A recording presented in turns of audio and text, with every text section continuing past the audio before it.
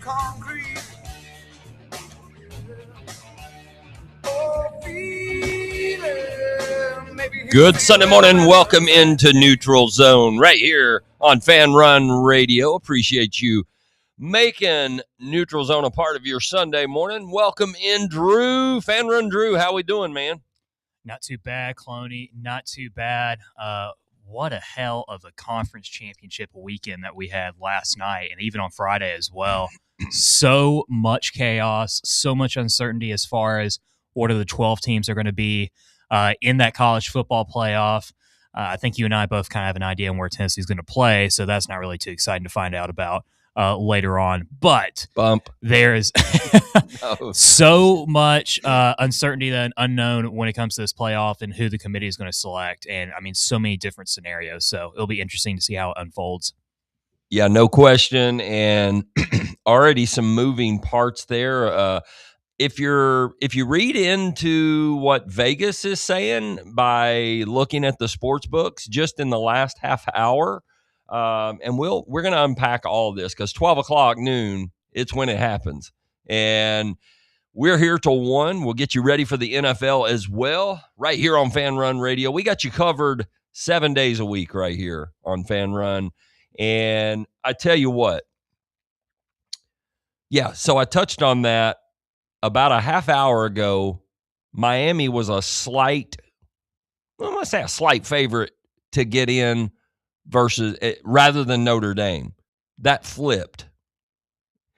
Now Miami is like plus 120. Notre Dame is like minus over north of 200. Mm-hmm. So Bama was anywhere before last night's blowout to Kirby and the boys. They were like minus 20, anywhere from minus 2,000 to minus 3,000 to get in. They're now minus 270. They're, according to the ESPN and the one that Heather Dinich and the gang puts out every Sunday morning, they've got them in as the 10th, hence the minus 270, according to the folks out in the desert. So, but we are going to unpack a lot of that. Again, Neutral Zone presented by Fleet Tire, 111 East Woodland Avenue. Get your car ready for the roads. Already some craziness. I'm not a weather forecaster. I mean, we could come on here and pretend to be, and get excited. Yeah. Like, what's the guy from the Jim Cantori? Like, oh yeah. That was thunder. Like that was thunder in the snow clouds. And honestly, though, what I saw this morning, it was Weather Channel a little bit, just on the socials, and man, they're saying over the next 2 weeks, like well before Christmas, a major Arctic blast, polar vortex, polar blast hits the southeast. So anyways, Mike's weather page, I was checking it out a little bit today. But anyways, get your cars ready with Fleet Tire, 111 East Woodland Avenue. Make sure your tires are ready for whatever the weather presents. But we are very grateful for them making it a part here in the Neutral Zone on Fan Run Radio. So, Drew, yes, you mentioned it, and it went, I'll tell you an interesting little nugget, too, in the sports betting world. The 9 conference championship games that have taken place, I guess, started Friday. Yeah. The under on the total, 9-0. Wow. 9-0. And some of those were not even, they didn't even sniff those totals, which was quite remarkable. I was on the wrong side of maybe one of those, I believe. I was on the right side of a couple, thank goodness. I loved Virginia all week. And then I followed that trend according to, I listened to it every VSiN sports betting, radio, give them a shout out, but they have a guy on who basically touts several of the major sports books, and they take a percentage, they take all of them, and they sort of just throw them in the, in a pot, and they're like, okay, here is the hands down number one most public bet. It has been a automatic fade all 13 weeks. Yeah. 12 weeks, excuse me. Yeah.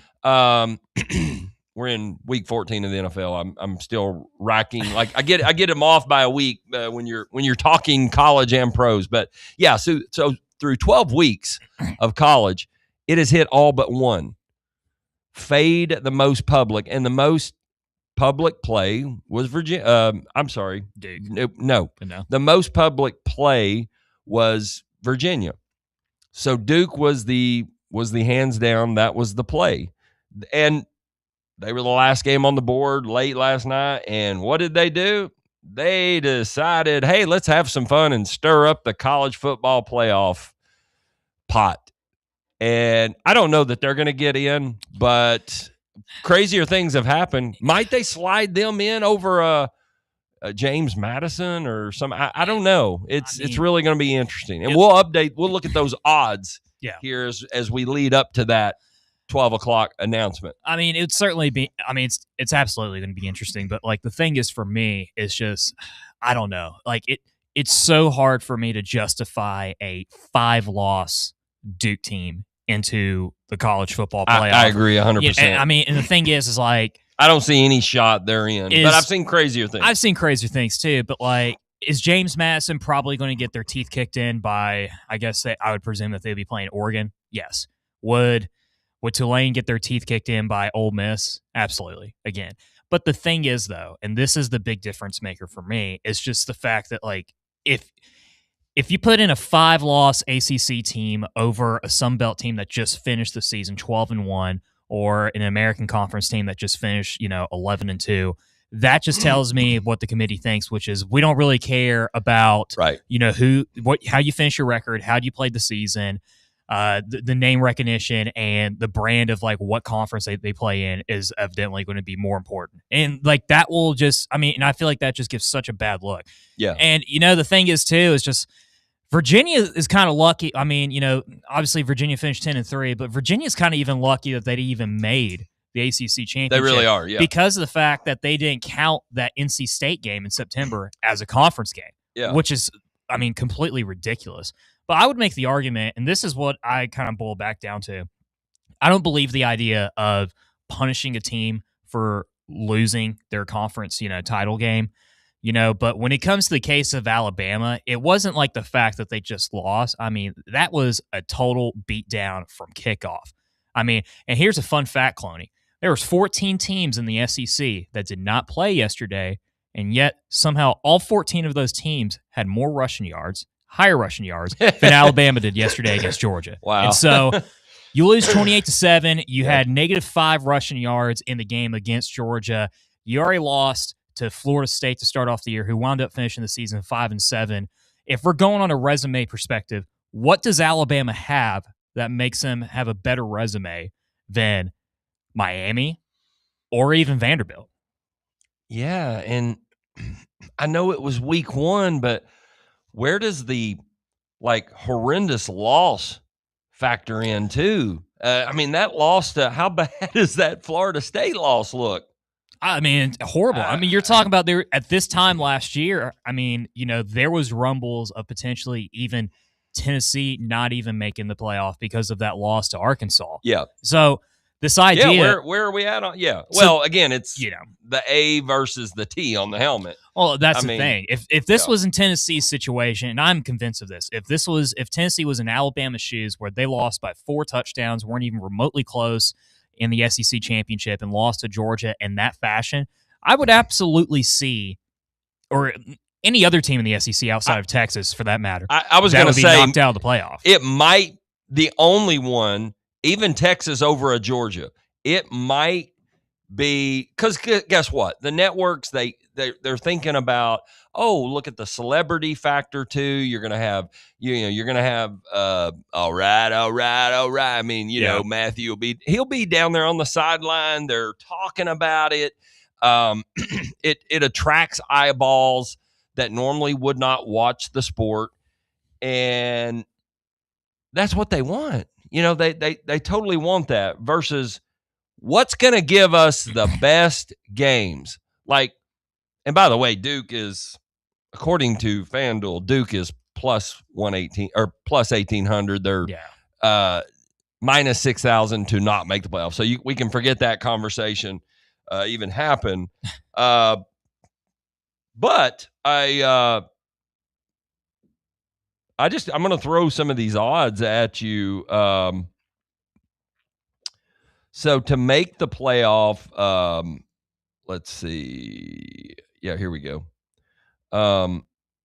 James Madison. Here's another one that's questioned. It's got them in minus 8,000.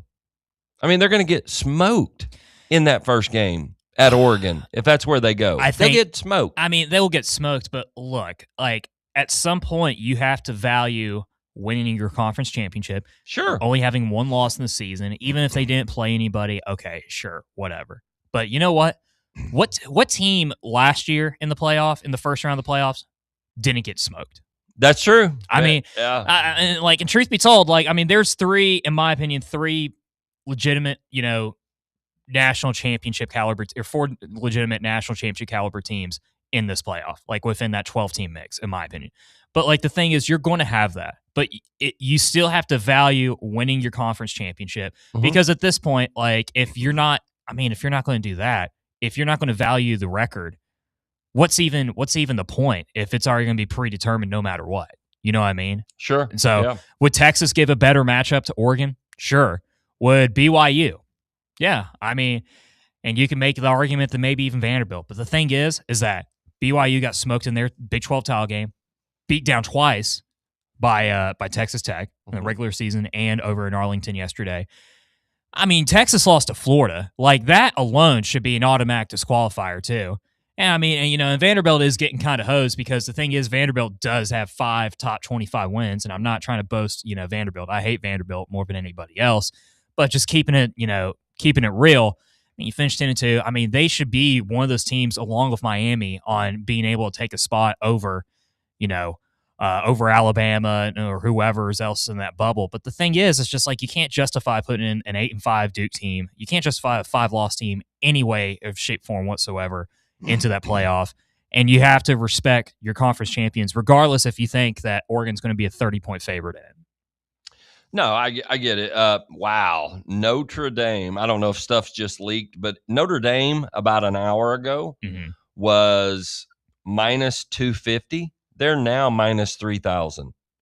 So something has leaked, as it did last year. Yeah. I mean, we were sitting in here on the air, and FanDuel, I remember, because I looked at I looked at BetMGM, I looked at DraftKings, I looked at FanDuel, and FanDuel posted it, and then it was pulled down where Tennessee was playing the draw, having to go to Columbus. And I mean, they had the night game, they had it listed. I mean, it was playing at night. I mean, and then they pulled it down, and then it was back up after the announcement. So yeah, it is. It's very interesting. It'll be interesting to see. Now, again, according to ESPN's projection, they have, and I'll just blaze through these quickly. Stop me if something grabs your attention or you disagree. Indiana 1, Ohio State 2, Georgia 3, Texas Tech 4. So those are your 4 bye teams with the top 4 seeds. Makes sense. Yep. I think so. And you could maybe make an argument there. I don't think you should put Georgia at 2 and Ohio State down to 3. I think they have that right. Then 5, you've got Oregon, which looks like if James Madison gets in, that 12th is going to go to the 5th. So Ole Miss is they have it 6, sitting at 11-1.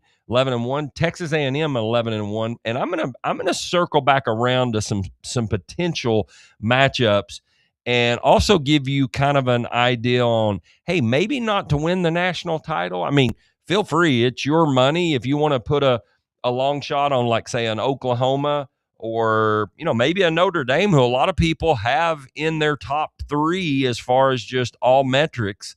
I don't personally, just because I want to see if they go on the road and have to play like an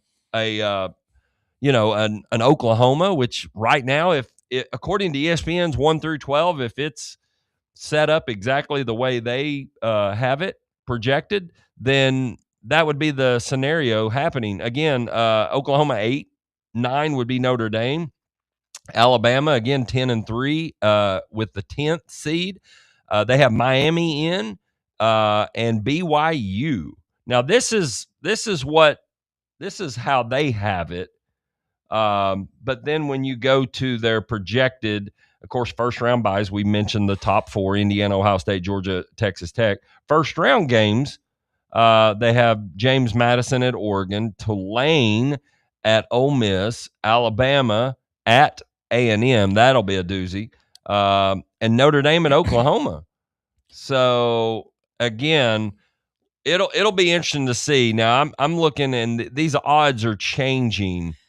Like as 45 seconds ago, Yeah. I mentioned them at minus 3,000, and I mentioned Miami. They've got Miami. Miami went from plus 185 to plus 156. Now, again, that has no bearing on what the committee has leaked or anything. That's money coming in, and it could be sharp money, people that have maybe have a little inside knowledge. Typically, sharps know a little more than the public. I think FanDuel just accidentally leaked the first round games.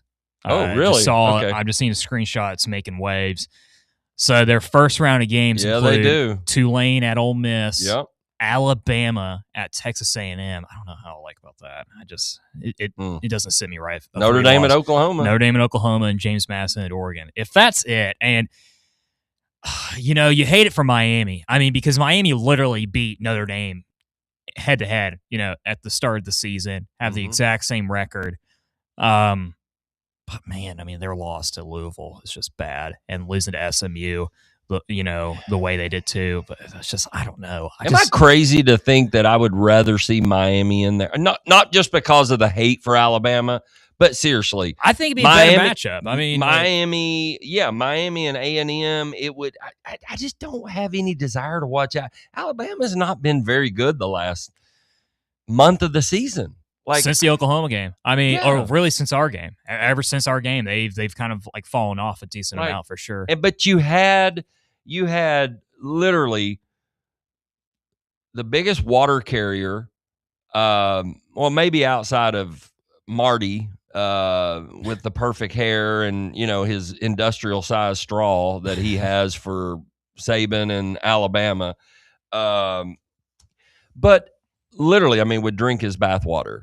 And I am telling you, it's watching Paul Feinbaum all over the 4-letter network literally all week. He was saying before the SEC championship game, I don't care if Alabama loses by 3 or 4 scores. They are an absolute lock to get in. They should be in. And I was just like, oh my God, the committee is, they're like being force fed. It's like, when can we stop with this? Because that's who you want in. Look at the resume. And again, I realize Miami didn't play an SEC schedule. I get that. But based on what conference you're in, it's a little bit out of your hands, out of your control. I understand. Now, is this going to force ADs moving forward? And I know schedules are put out 3 years, whatever, in advance.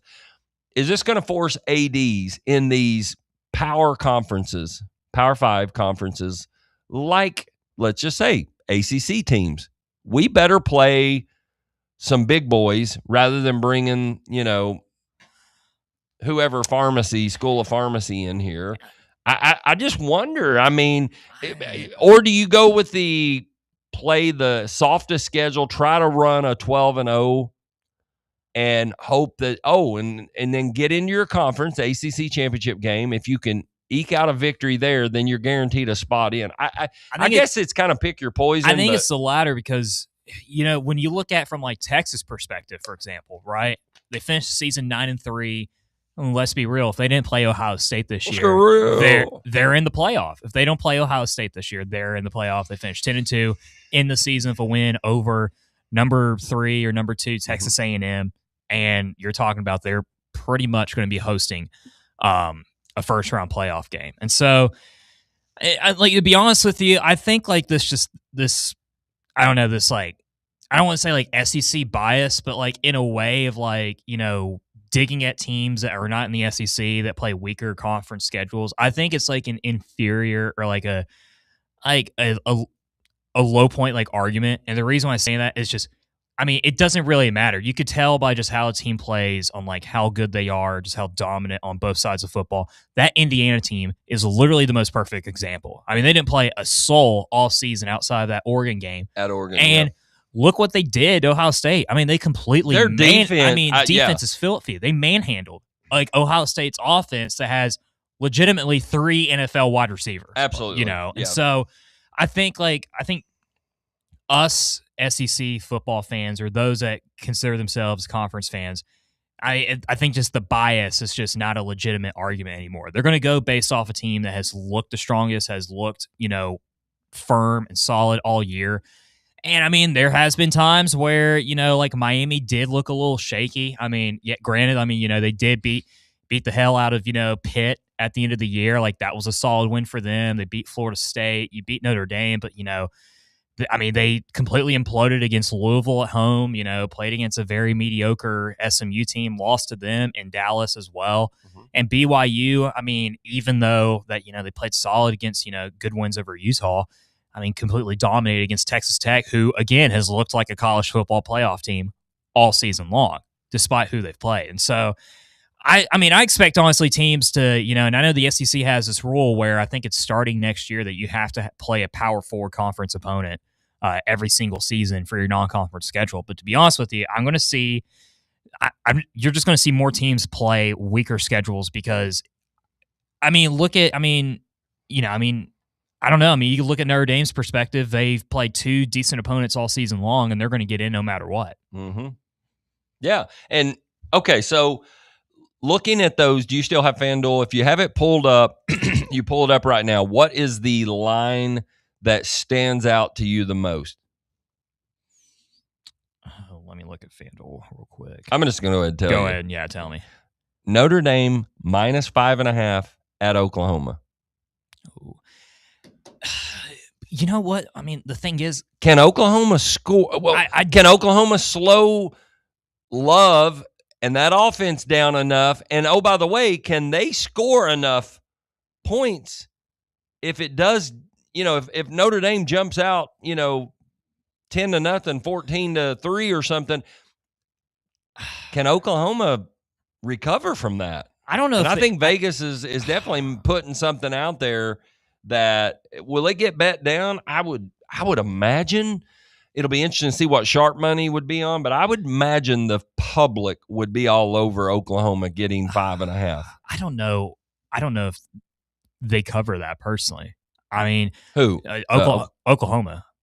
I mean, I'm not saying either way. I'm just saying how looking through perspective, like fans would go, whoa, that's Notre Dame was questionable whether or not they were even going to be in. And a lot of people, are not real crazy about their schedule. But again, if you look at a lot of the metrics, a lot of people feel like they're one of those top 3 or 4 teams. It's the same argument that we had last year about Notre Dame as well, where, they lost to Northern Illinois and they didn't really play anybody all throughout the season. But, if you just look at they got Jeremiah Love, who's, a top 5 pick in the draft, this upcoming draft. CJ Carr, for a freshman, has, completely turned it on for them. He's just shy of 2,800 yards and 24 touchdowns as a freshman quarterback. He's improved as the season has gone as well. And, they just have an elite defense. And that's a big thing for me is that Oklahoma has a great defense, don't get me wrong. But, John Mateer has, ever since he's had that injury with his thumb, has not been the same quarterback. The last 4 or 5 weeks, I think he's averaging under 200 yards of passing a game, since the Texas game.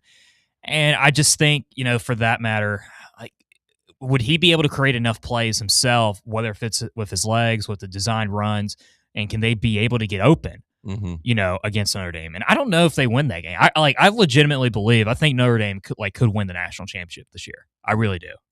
They have the DNA for it. I will say this. Last year, their defense was nastier.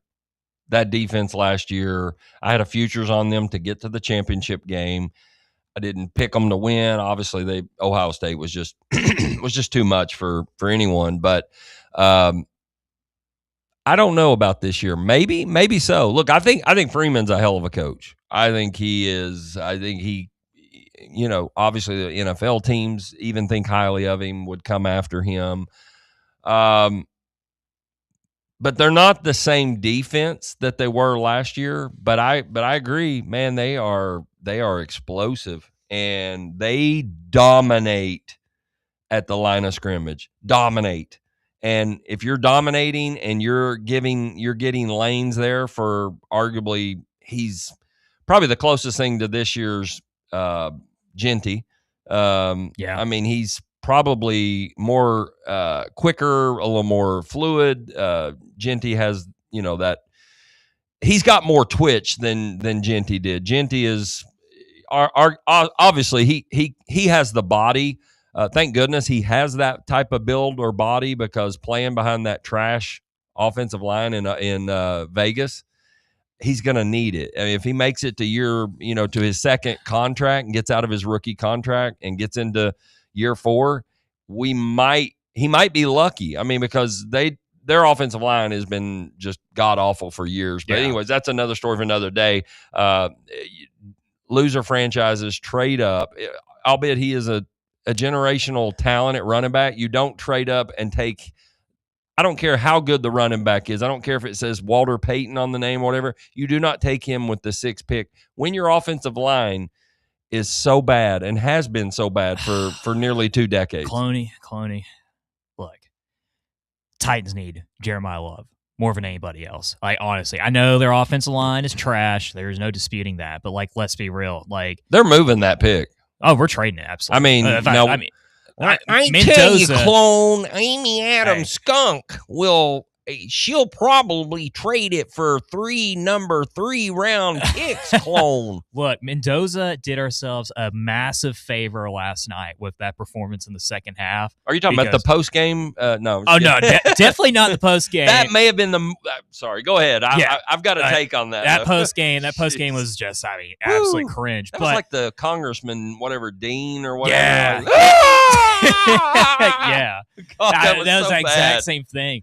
But bad. he did ourselves a tremendous favor with, the third, the third down clutch throw that he had at the end of the game, and also that second half pass where he threw for 65 yards, that same wideout from Nashville. But Titans are in a fantastic spot. Not to talk too much NFL and get carried away, but they're in a great spot to be able to get potentially 2 first-round draft picks from the Jets, because the Jets need a QB more than anything. And don't sleep. Another team that has 2 picks is Cleveland. So Cleveland could be that.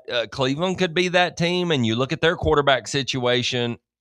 I'm just saying, man. If I'm the Titans, you definitely move it. Okay, so I did get a little tip from someone who really, really is in tune with the odds and the things, and says these are actually those lines posted on FanDuel. They posted them last night. Several of these were up last night late after the games, but limits were only $100 wagers through FanDuel. They're hypotheticals. Obviously, they would void out if you wagered something on it right now. They would void out if these aren't the actual matchups.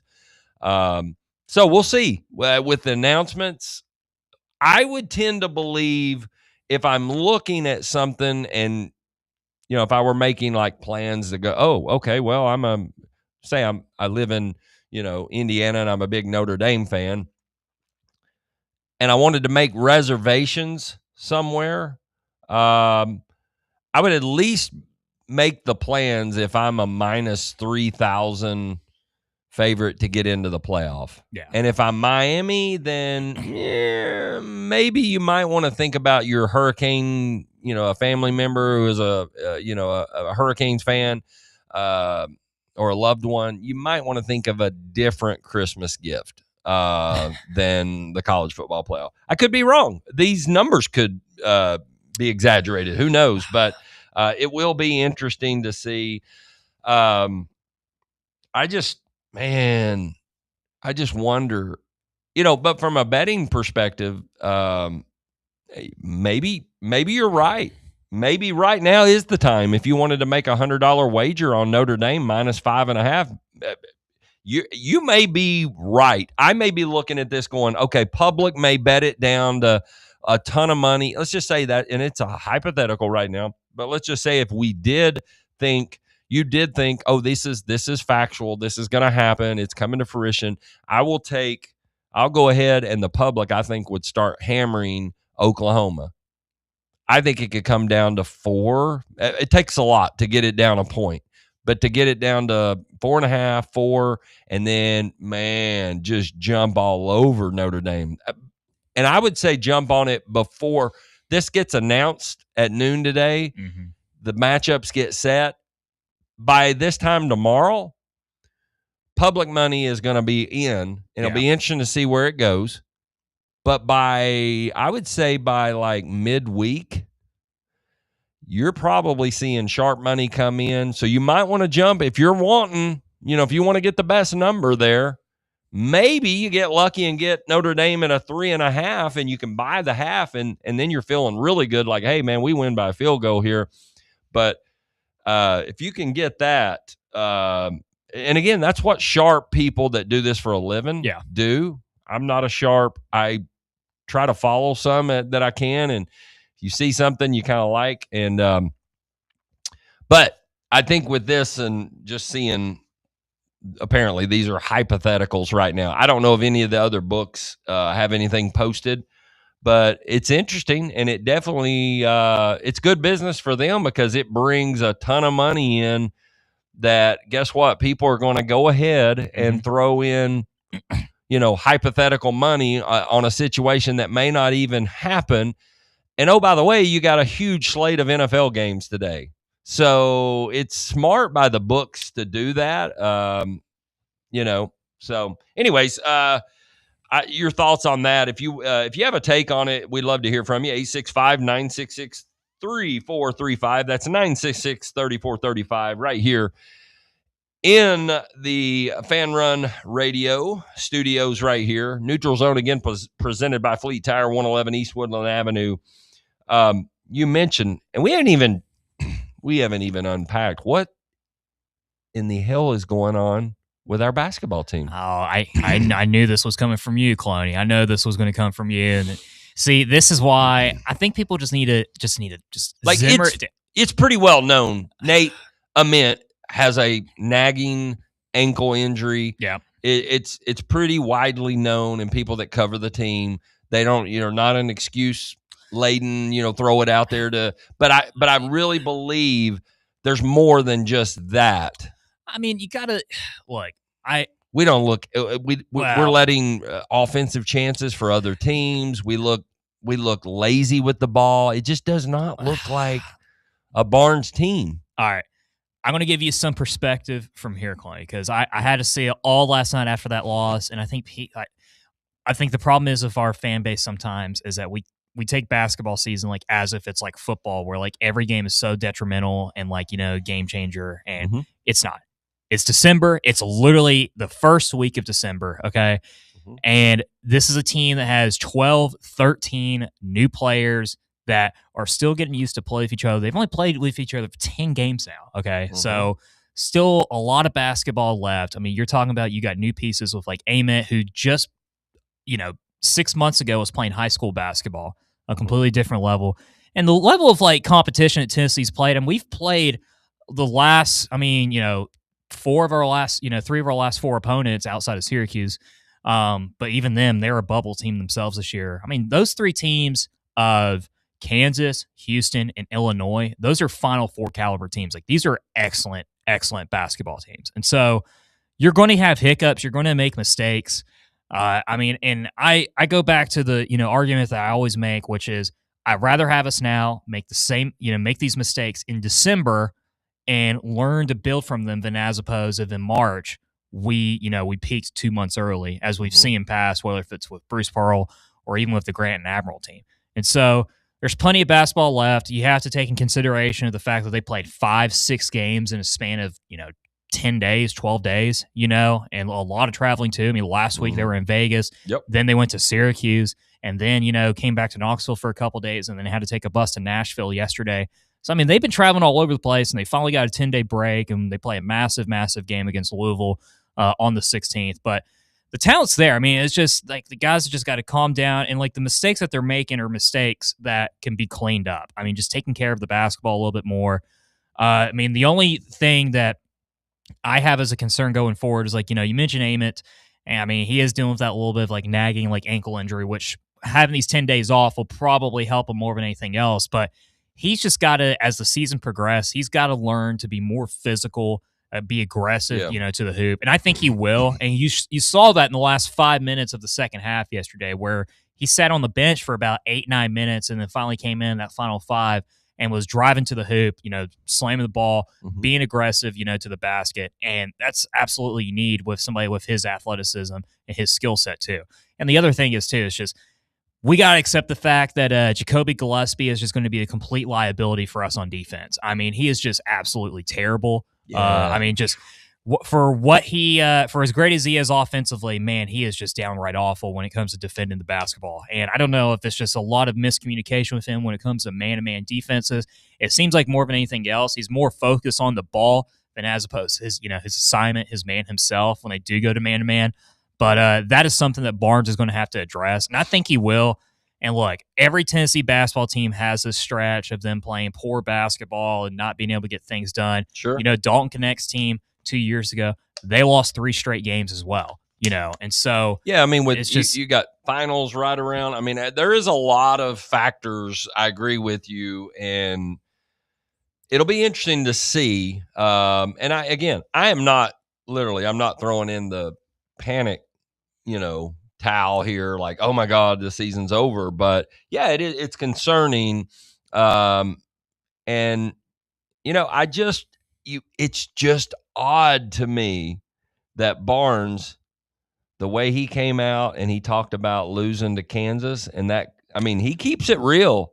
But when he came out and said that, like, look, last year's team probably would not have beaten the Houston team, but they would have came back and they would have beat that. And it's different situations. You lose a tough game, you're kind of down, you're going to be a little more motivated. But again, it was just like now, dare I say this, because I did get a little bit, I had some people, question it, but I will stand by it. And I'm not saying that's what's going on right now, but Barnes, and I love him, but listen, I go back to Lamonte Turner and those guys, and it did happen when they walked in and they literally, people had to like step in, and the players were so upset because he just grinds so much. And when an ex-player shares that with me too, I'm just saying, it's very apparent. So when that happened, if we want to go back and kind of, check the receipts, I said it on Neutral Zone on the show. He actually, assistant coach steps in, kind of like, hey, talks him, that's the week that we're going to Nashville to play that PJ Washington, a dominant Kentucky team. And the outcome, spoke for itself. We went in there, we were fresh. He gave them like 3 days off, no grinding. Let them have a college social life. Let them recover. They're going to be locked in, trust me. And I get it, and there's a reason why when you hear guys like Al Brown, and I'm just saying, maybe this isn't what's happening. Maybe it's just some NIL bickering and, this kid's getting paid more. He can go out on the town and do this. And I don't have the money to, who knows nowadays with this era that we're in.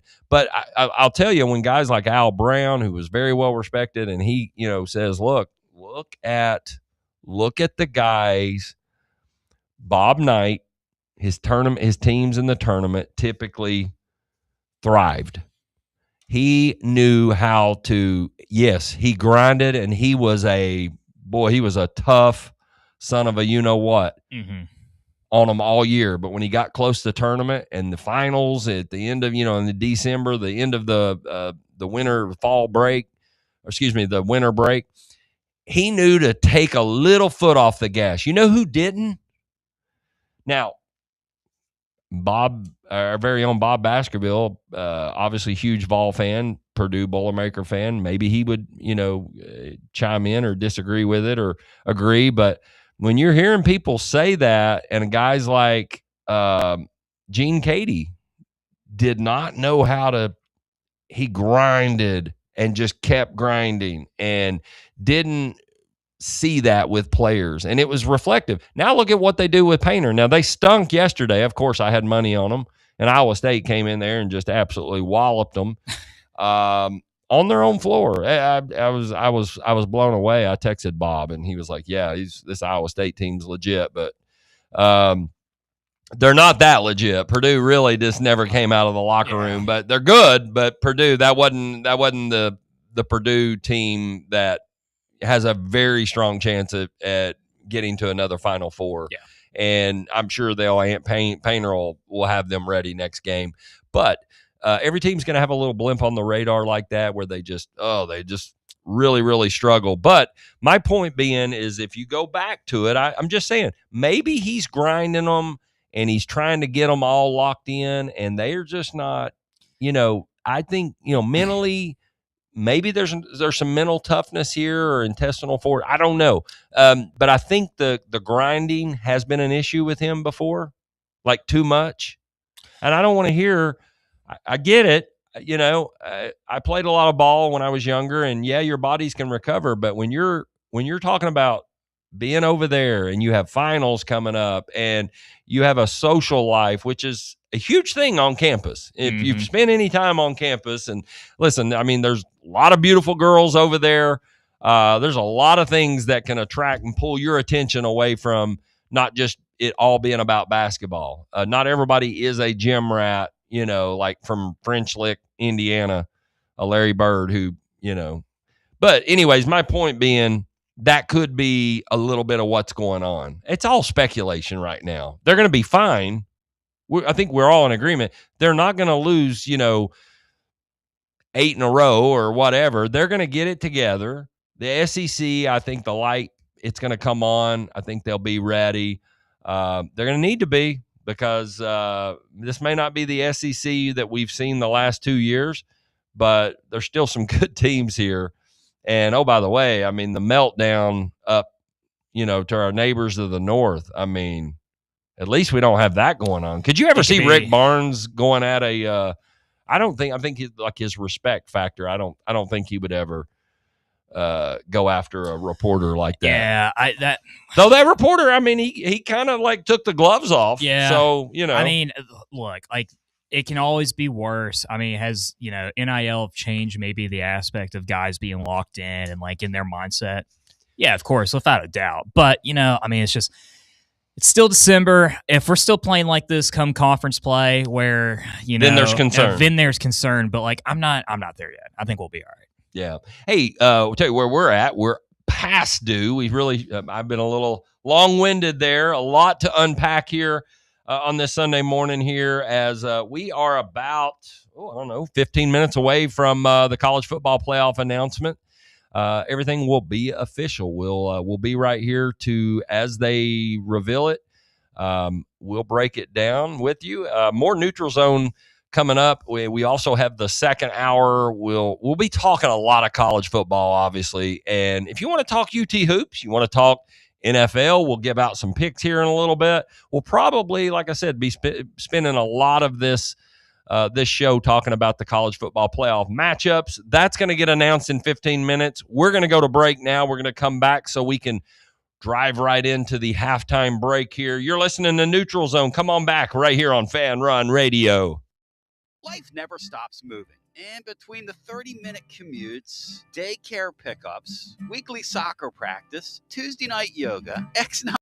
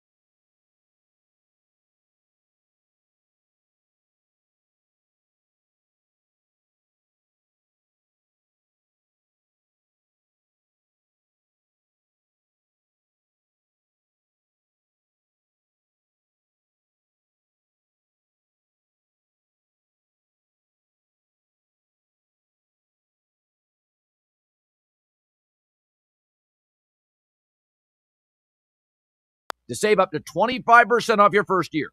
LifeLock.com. Identity theft protection starts here.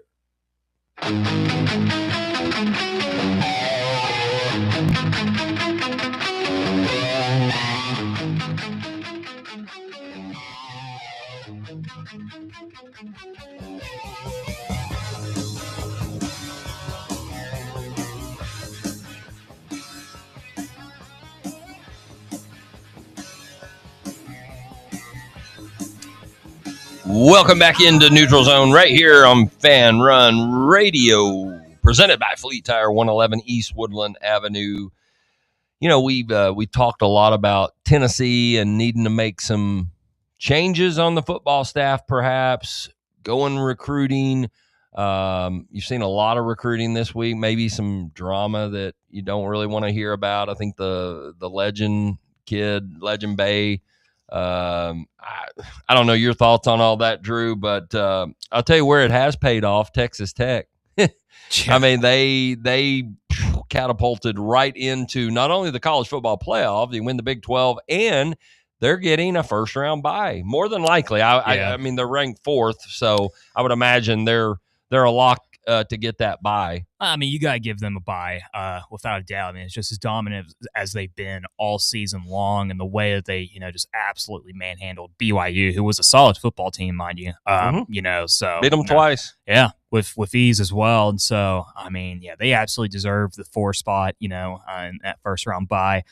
As far as the Legend Bay stuff goes, I think there's just a lot of uncertainties and unknown when it comes to this. Obviously with Brian Hartline, leaving for South Florida, taking over that job, replacing Alex Golish. Him and Hartline, him and Bay had a really great relationship.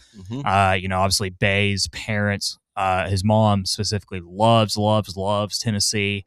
But the thing is, it's just Heupel's just got to have a situation where he needs to have a talk with the kid and be like, look, do you want to be here? Or do you want to give your all for Tennessee? Is this a place where you feel like you could be able to spend the next 3 or 4 years? And if he says, I'm set, I'm ready, or the other answer being I really just want to go to Ohio State, but I just felt like I was pressured to come here. Just release him on his his NLI and just move on, because man, we have had so many. It feels like every football season we have one character in the locker room, multiple characters for that matter, where it's just can be a cancer-esque type of situation. Whether if it was Boo this year, you had the Nico saga in 24. You had Jawan Mitchell and Jeremy Banks when they were here the first couple of years as well. And so it's just, you got to just avoid this. If the kid doesn't want to be here, just cut the ties and move on. And truth be told, he's a good player, great athlete, but he wants to play. I believe he wants to play running back or wide receiver, one of the others. Listed as an athlete. He isn't going to be playing until at least his sophomore season at the very least. And so it'd just be better off for Tennessee just to move on and use that extra NIL money on getting somebody in the portal, a linebacker, or by the way, the kid from where did I see? There's he was a previous 5-star recruit, and he would have 3 years of eligibility left, and he was from the West Coast, and he has asked, he has entered the portal. And I can't remember. I don't know if it was Southern Cal. I'll have to look it up. But anyways, some movement in the odds in the as the much anticipated college football playoff announcement again coming up here at high noon, and they already have Alabama as minus 310. So Bama has moved up even further. Unbelievable. And again, that is according to FanDuel. So. I tell you what, though, when you look at the to make the semifinals, now obviously, so that tells you the teams with the first round bye, they literally just would obviously win one game. Now, who would they play in that matchup is still yet to be determined because there'll be a first round game played, obviously, but to make the semifinals. Ohio State minus 450, Indiana minus 220, Georgia minus 135, Texas Tech minus 135. I tell you right now, Notre Dame plus 195. So I mean, Vegas is kind of telling you, hey, yeah, they're gonna win the first game, or are they setting a trap there? Notre Dame is that team right now that people are saying, well, I don't know if I'd agree with them getting in versus a Miami. Outside of Dade County, Broward, all that southern Florida, everyone's going to be rooting. And the story that, Lane, the snake in the weeds, and the way he, did what he did and cut the hearts out of Ole Miss fans' chest. And Ole Miss, I feel like, is going to be like America's team that don't have any dog in the fight or skin in the game. They're going to be rooting for Ole Miss, I would think. Yeah, they probably will. But I mean, I'm saying, just looking at that, is Vegas setting and again, it's hypothetical right now, but are they setting we know the general public's going to, maybe they know, you know what, general public's going to bet it down. You're right. You called it early, right as we kicked off the show. Notre Dame would beat them and cover that spread. But if Notre Dame is plus 195 to make the semifinals, I mean, they would have to go the way, if this holds true, just like we were saying, I forgot their second round matchup, but it would be, I want to say it would be at Oregon, or maybe it was at Texas Tech. I'll show you right here. If it held true with the way the matchups are currently set, you would be. Yeah. It would be. Okay, so it would be Notre Dame, Oklahoma winner would travel to Indiana. Wow, the state of Indiana would just would that be a bigger weekend than the Indianapolis 500? Well, that game would actually be, I believe, in Pasadena for the That's Rose right. Bowl. Yes, you're right. Those rounds. You're right.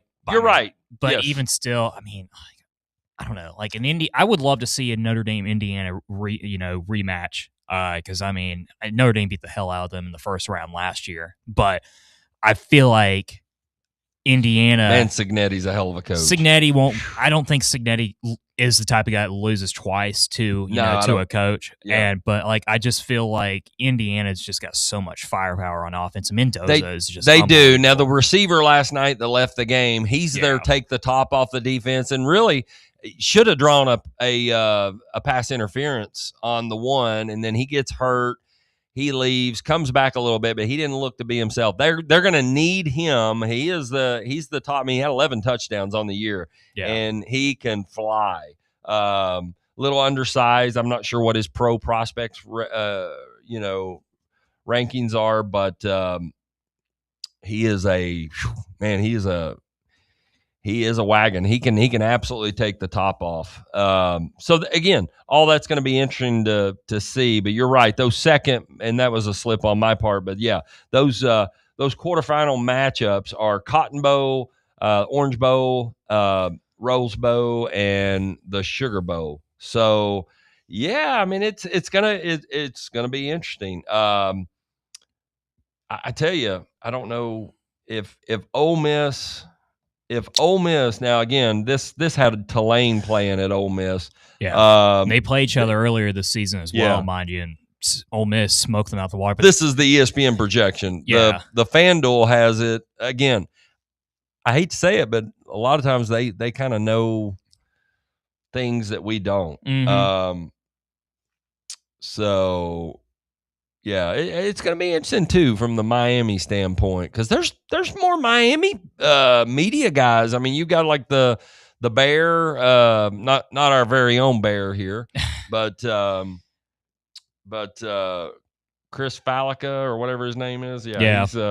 He's a Miami alum, and there's a lot of you got media people like Michael Irvin. They're going to be Ray Lewis. They'll all be coming out. Screaming about them not getting in. But right now, it looks like they're going to be on the outside looking in, will be Miami Hurricanes. So I guess we could go ahead and we could take the top of the hour break here in just a moment, and then we'll come back as those are announced. And Drew, I don't know, will you have those pulled up? I know you've got he's got it. I mean, you want to talk about some high tech stuff in there, like Drew and the setup here in Fanrun. He's got like all this, all these screens, and I mean, I'll make sure we got a live stream of the breakdown of the college football playoff from ESPN. Go. So perfect. We'll break it live to you guys here on the Neutral Zone. Yeah, we'd love it right here on Fanrun Radio. Again, Neutral Zone presented by Fleet Tire, 111 East Woodland Avenue. Get your car ready, get the tires. You make sure they get the tread. If they need rotated, they're going to get you ready for this winter weather that is upon us. So we're going to come back. More Neutral Zone, breakdown college football playoff announcements. They're coming out in just a matter of moments. More Neutral Zone coming up on Fanrun Radio.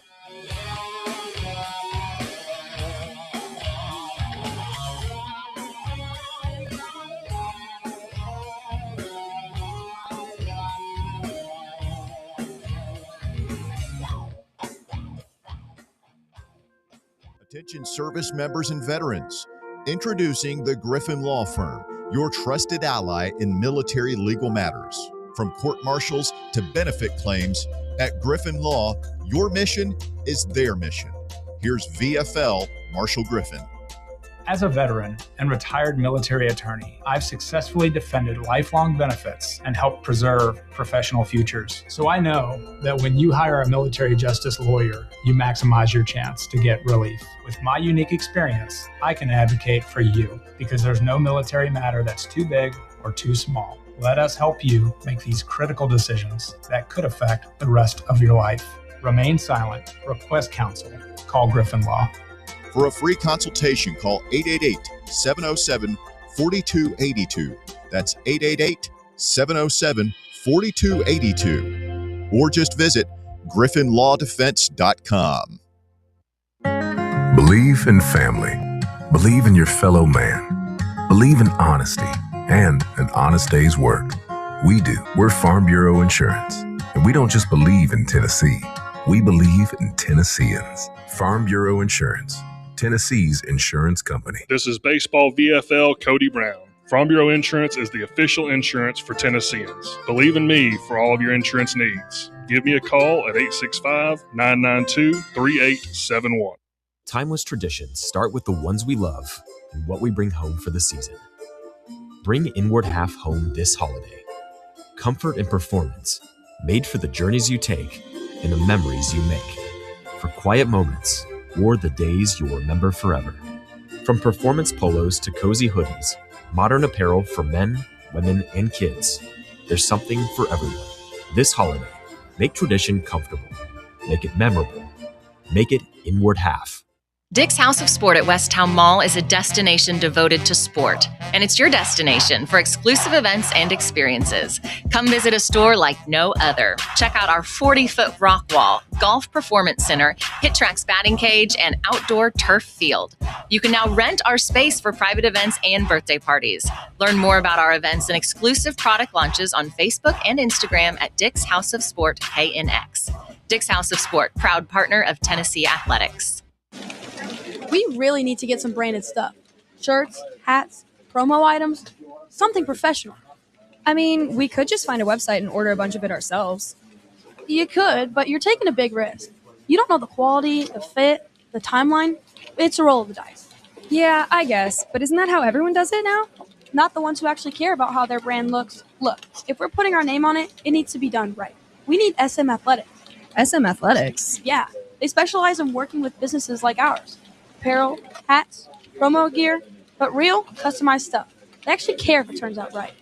Probably a lot better than getting stuck with 100 t-shirts with crooked logos. Exactly. Plus, they'll walk you through everything. Sizing, colors, material, so it matches the image we're trying to build. Makes sense. What's the name again? SM Athletics. Trust me, if you want to look like a real company, not a flea market stand, this is the move. If you're serious about your brand, work with people who are serious about getting it right. SM Athletics.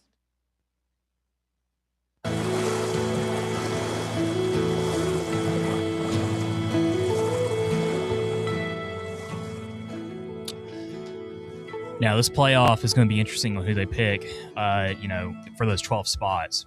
But when it comes to the Big Orange, Cloney, all I'll say is you can't spell Music City without UT. Yeah. Oh my goodness. What a I mean, you can't ask for a more devoted, more dedicated fan base. It just they would pay, even a lesser bowl, they would pack Broadway. Oh yeah.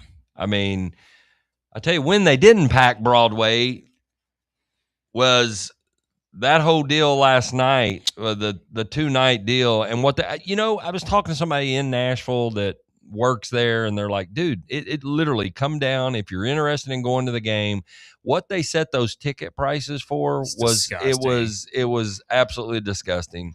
And it was, I mean, how pathetic. Like, they didn't even were they not letting people move down to make it look decent? I mean, it was an embarrassment of a turn. I mean, what were they doing? I was looking at I think 3 or 4 weeks ago, and maybe getting a ticket and just driving there for the day and come back. But I mean, you're talking about the lower level seats were $200, $300 just to sit in the lower bowl. And then even then, it's sitting in the upper deck was $55-$60, which I'm like, it's just. I know someone who went insane. Friday and Saturday, and the Friday they got literally middle level, right above just the lower level. Mm-hmm. Great seats, really good view, and they bought them on the street and paid $25 a ticket. Wow. Yeah, $25 a ticket. And I don't know what they paid for UT. I followed up, but I know they went, and they said, it was worth it just to see all the Kentucky fans booing and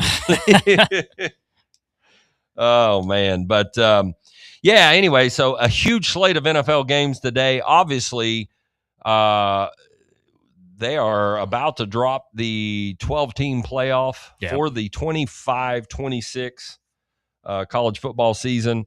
And as soon as you see any of those, let's have them. Oh, yeah. But I know just from looking at some of the odds, even Alabama's even higher now. They're like minus 320. I mean, it's crazy to think they're gonna get in. I think the funny thing is everybody thought with having a 12-team playoff that it would make it more fair for all teams across the board. There wouldn't be any brand or name bias, kind of like how we've seen in years past. They can't be further from the truth. I mean, this is what it is. And to be honest with you, right, even if they, when they move the playoff to 16 or even 24 teams in the next year or two, it's going to be the same situation because there's going to be an 8-4, Texas or 8-4 LSU, and and somehow they're going to be able to make it in, then as opposed over at 10-2, I don't know, a G5 team or so forth. And so it is what it is. Unfortunately, Alabama is arguably the biggest brand in college football, and so this is it's just what happens. So we don't ever really bring religion or anything or politics into the show, but I thought this was interesting because I know you're always looking for that angle that somebody else doesn't have for betting and making. Listen, if you're talking about pizza money or just a little bit of beer money, some going out money, and holidays. Oh, by the way, we're less than 20 days. Bucky Irvin for the Tampa Bay Buccaneers was baptized this morning, and then he's getting ready for a game. Might we throw a play there for 150 rushing yards, 2 tutties? I mean, it's an angle that it's bold. Yeah, it would be bold. But and by the way, he's playing the Saints, so he should be. If you have him in fantasy, it should be a good day for you. But there again, I have seen so many. I don't even want to say. I don't want to go into the narrative that the NFL's fixed, but I am seeing so many guys that leave games, and the one that's a real head scratcher is when a guy gets hurt in the first period. Most of the books, well, I'm going to speak on FanDuel. FanDuel will the forgiveness, whatever, if he doesn't play any in the second quarter. I have seen now 3 key players. I was on Brenton Strange on the I think it was a Sunday night or it was a Monday night game against the Chiefs. Mm-hmm. When he got hurt, he literally came back. He comes back in and plays 1 snap. And then he hobbles over there. 1 snap in the second quarter. Well, guess what? And I'm not one saying, hey, you know, they need to, because betting is, I mean, it's gambling. It is a risk. They put those numbers on there. You can always bet the under.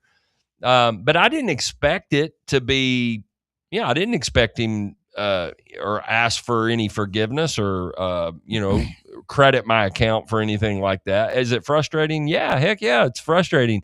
And it's frustrating when said player was one of the highest bet props was his over on rushing yard or receiving yards for that night, receptions. He was a very popular play, top 5 prop play. Mm-hmm. And then again, it happened again last week with a player.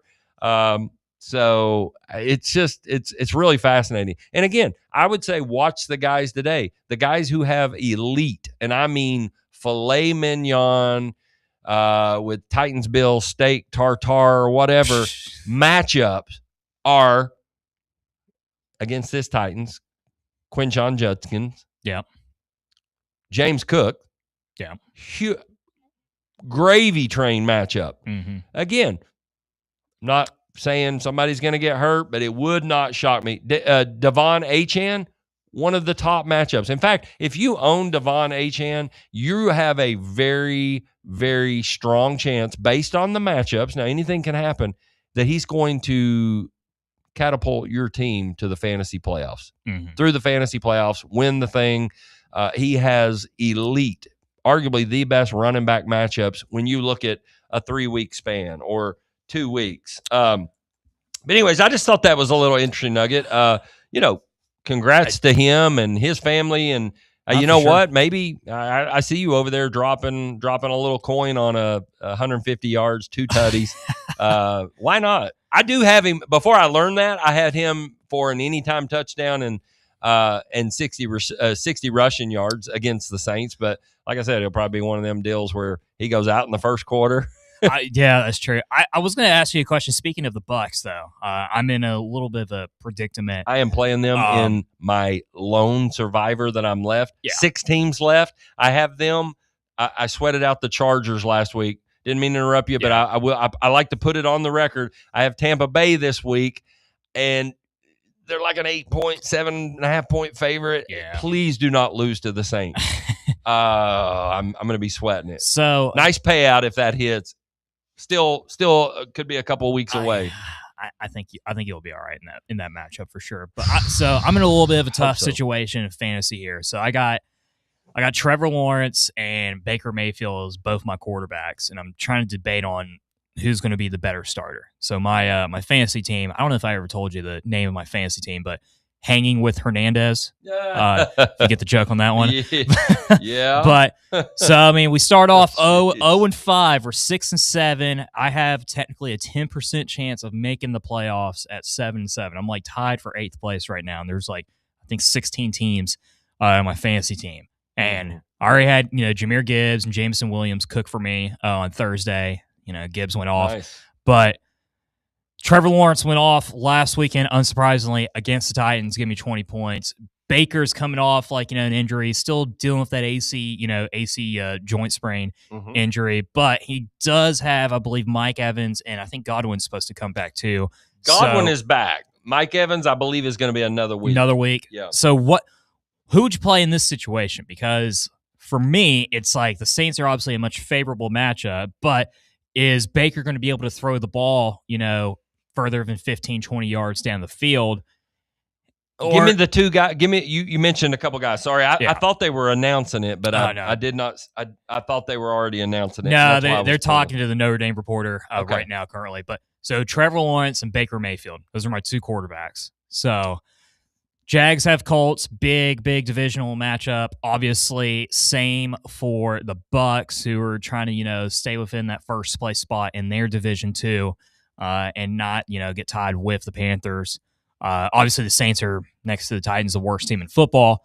Yeah. But Baker obviously is dealing with a shoulder injury that he, had against the Rams a few weeks back. And they're still kind of plagued a little bit over there in the wide receiver position too. Yeah, I mean, without even looking at anything, and what I'm going to look at right now, whenever I'm on the fence with that, I would lean Baker.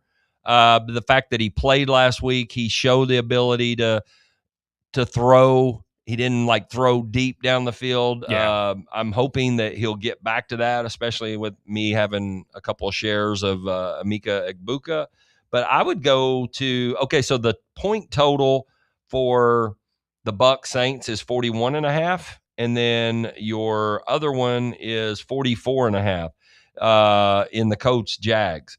I actually like the Jags in this game. I think they're playing better right now. But now let's look at so passing yards. Trevor Lawrence is at roughly at about 215 is where he's set for passing yards. Passing, these are odds, and they're pretty good indicators. For him to throw 2 touchdowns is plus 130. So look at that. Then you can go back and look at the Bucs, the matchup here with the Saints, and you can look at passing yards there. Baker's is at Baker has a his odds are I'm seeing 216, so roughly about the same in passing yards expectancy. But touchdowns, he is minus 136 for 2 throws, and Trevor Lawrence was plus odds. So again, I would lean slightly to Baker. 2, I think he kind of wants to get that. I think the defenses in that other game are going to be I think that is an underplay in that Jags. I think both defenses are going to play. I'm not saying that's an official bet for me, but I would think that touchdowns will not come easy in that matchup. I think Tampa, this is a get right moment. They looked better last week. He obviously, there was concerns about his injuries. Yeah. I kind of think Baker's one of those that I wouldn't be surprised if even if they're ahead and they're leading, they're going to want to continue. He's trying to build that offense back up. Yeah. And I could see, though I do like Bucky Irvin to have a big day today, I could see Baker, throwing still in the third and fourth quarter with a lead. I hope they're leading, and I hope they're comfortably ahead. Yeah. I mean, I think the other thing I've considered too is the fact that the Colts have one of the worst, surprisingly, one of the worst secondaries in the NFL without Sauce Gardner. And that's the other thing for me, though. It's just it's Trevor's coming back off, multiple touchdown performances, had 3 TDs against Arizona, 2 touchdowns against the Titans, had over 200 yards in both of them. And, and fantasy-wise, he's had 21 points, 17 points, 15 points, and 21 points in 4 of the last 5 games. And so, but, when I look at the matchups, though, with Tampa, though, it's just they got a better wide receiver room that, I'm more confident with, even despite the fact that Evans is going to be out. They are playing against an inferior opponent, but the thing is Bucky Irving is just is a severely underrated running back, and they do run the football a lot. You could solve this dilemma by running, and I want to see you sprint out of the studio. I know you got your computer right there. Sprint to your personal computer and add JJ McCarthy. And I'm just kidding. But no, listen, if he's ever going Washington, to Washington is 28th against, you want to start receivers against, I wouldn't be shocked if Jetta and Jefferson and his name escapes me right now. Why Jordan Addison get in the end zone today.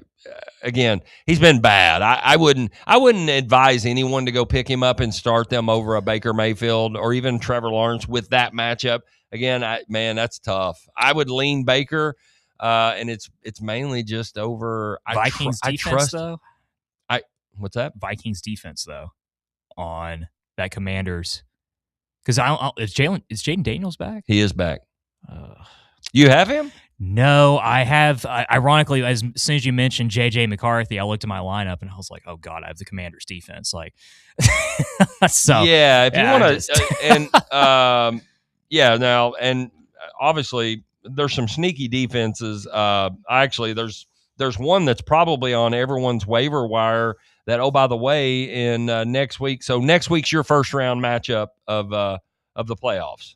Correct. If okay. I make it in, yes. All right. Carolina Panthers is a very sneaky. It's a solid matchup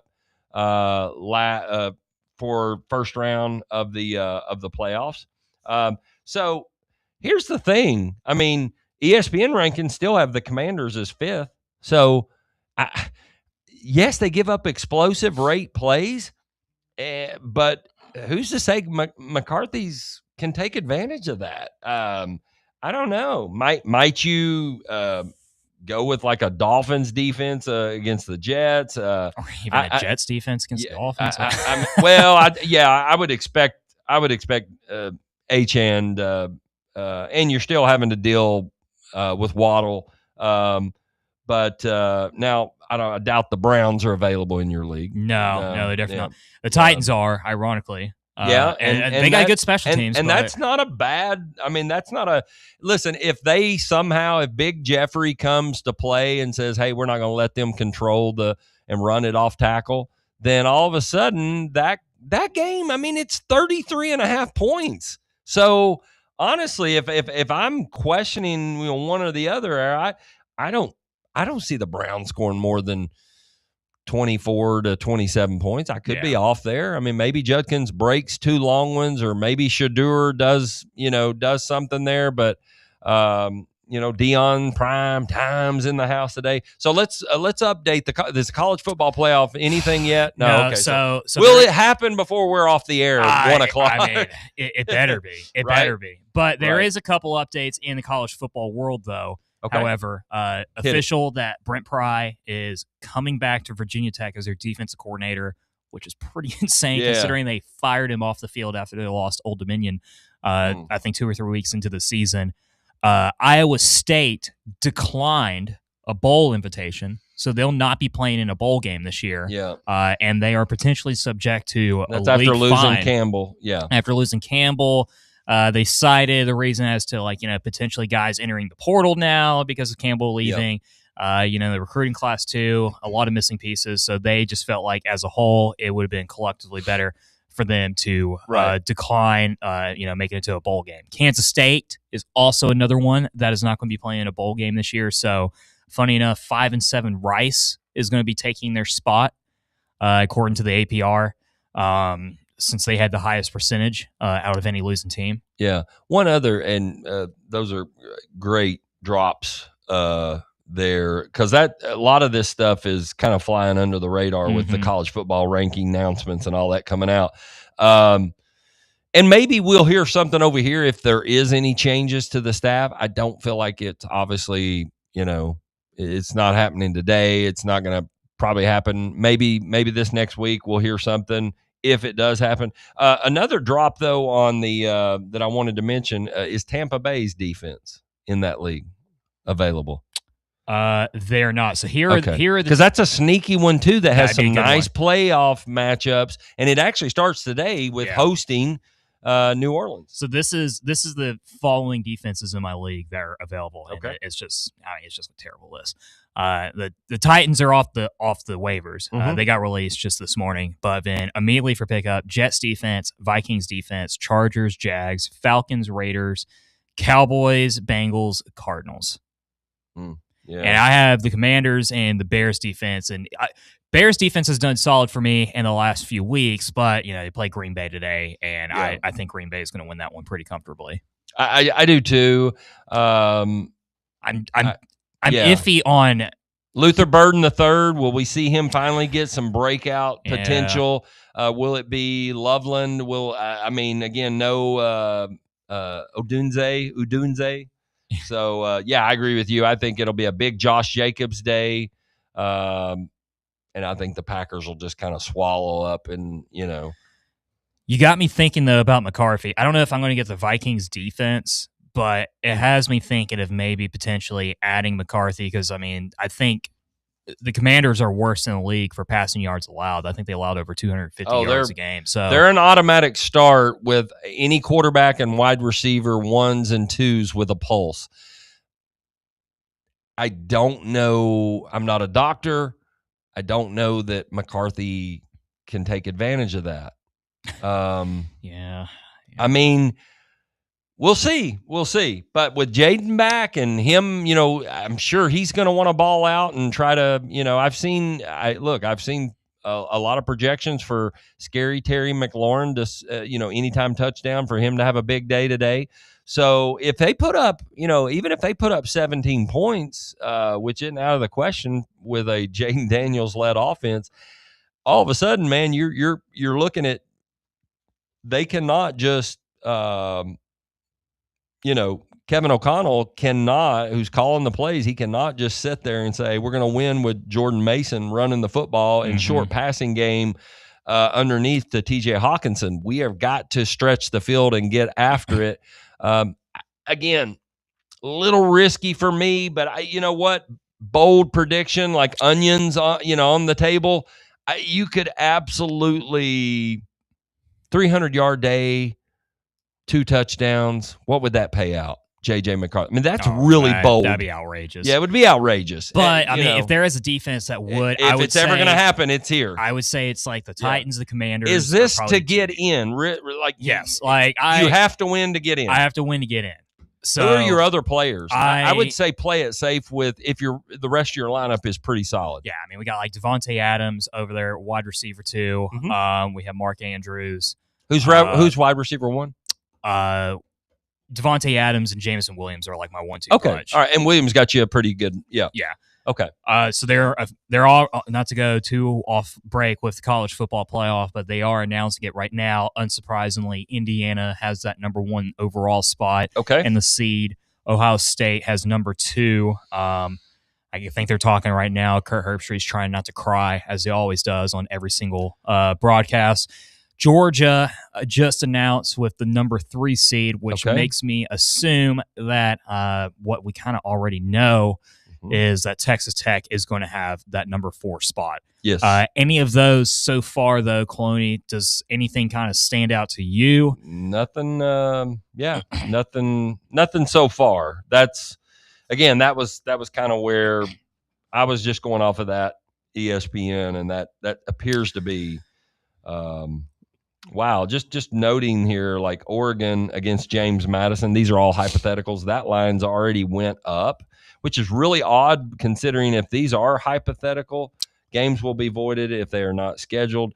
It went up a full point.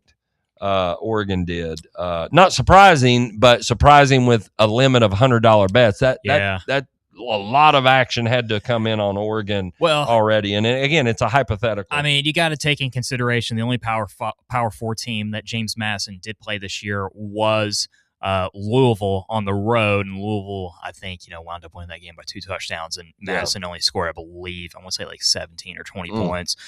But I mean, another interesting thing, though, is just like the massive gap as far as like the talent difference in those first round playoff games. Last year, there wasn't a single team that covered at all. Like, as far as like, or I mean, like every single, team that was like the favorite, they covered with ease. Right. In some cases by a couple touchdowns too.